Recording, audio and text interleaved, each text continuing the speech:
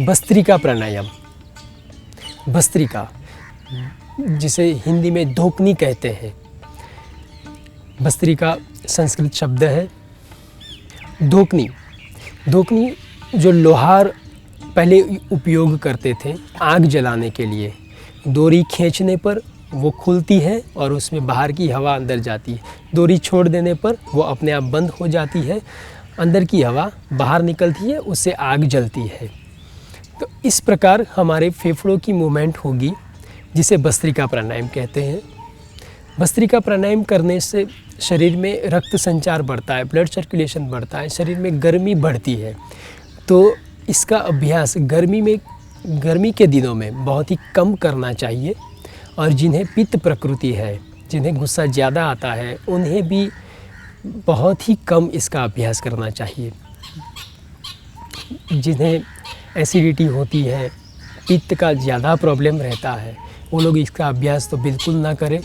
ठंडी के मौसम में ही इसका थोड़ा अभ्यास करें। अब भस्त्रिका प्राणायाम कैसे होगा, देखते हैं। भस्त्रिका प्राणायाम, इसमें भी अपने दोनों हाथ घुटनों पर रहेंगे या फिर ऐसे ज्ञान मुद्रा बना के दोनों पैर के घुटने पर रखेंगे।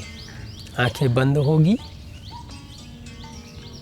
भस्त्रिका प्राणायाम के लिए श्वास फेफड़ों में भरना है, यानी छाती को फुलाते हुए श्वास लेना है और छाती को सिकुड़ते हुए श्वास छोड़ना है।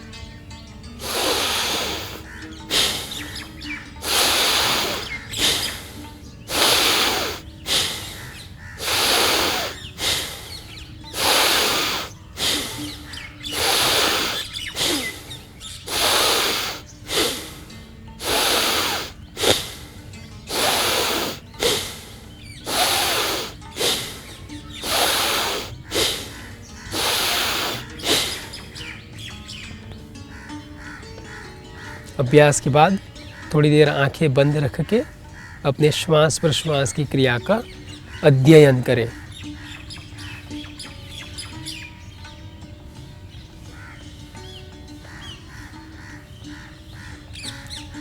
भस्त्रिका प्राणायाम ये मंद गति से अभ्यास हुआ। भस्त्रिका प्राणायाम 3 गति से होता है, मंद, मध्यम और तीव्र। जिन्हें हाइपरटेंशन है, हाई बीपी की सीवियर प्रॉब्लम है, वो लोग ऐसे मंद गति से अभ्यास करें। इससे भी मंद गति से आप अभ्यास कर सकते हैं। उसके बाद है मध्यम गति, थोड़ा स्पीड से श्वास लेना और स्पीड से छोड़ना।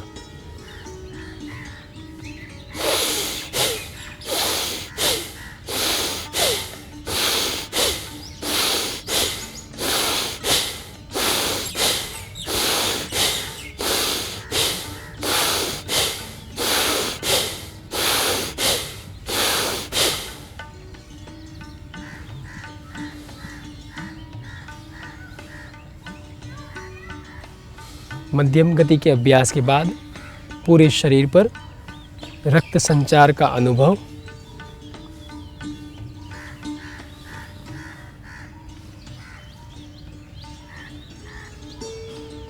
अब देखते हैं तीव्र गति से अभ्यास कैसे होगा, स्पीड से।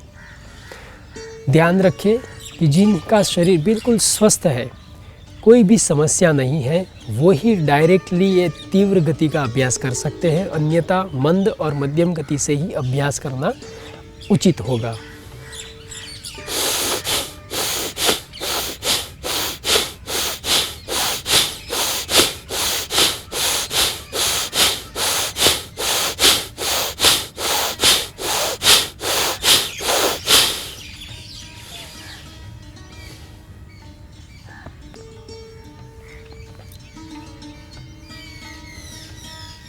श्वास को बिल्कुल सामान्य होने दें।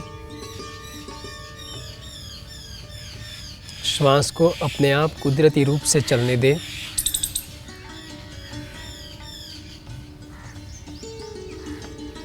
पूरे शरीर पर सूक्ष्म संवेदनाएं होगी। पूरे शरीर पर ब्लड सर्कुलेशन का अनुभव होगा।